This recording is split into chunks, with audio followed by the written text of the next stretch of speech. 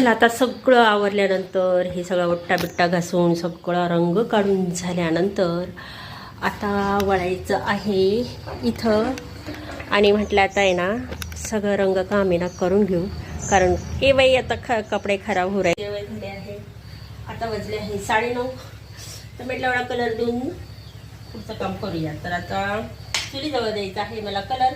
हा आहे चॉकलेटी.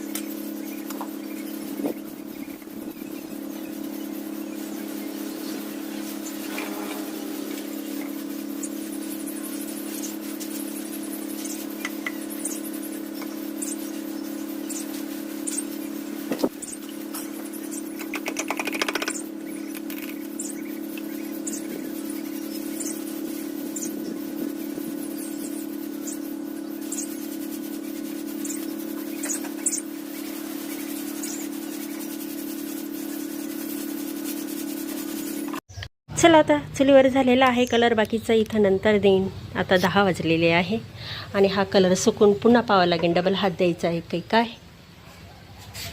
तर बघा आपली चूल पण आता चुलीजवळ पण छान होत आहे. नमस्कार. चला सकाळी मी ना हा इथं पूर्ण दिलेला हा कलर आणि त्याच्यानंतर म्हटलं आता इथं द्या.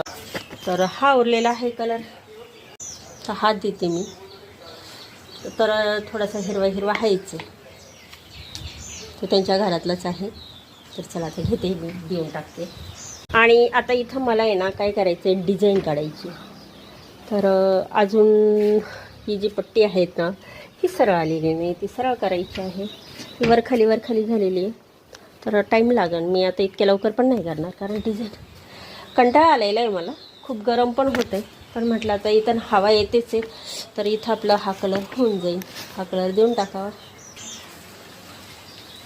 बघा आता हा सर्व रंग देऊन झालेला आहे आणि इथं पण रंग देऊन झालेला आहे.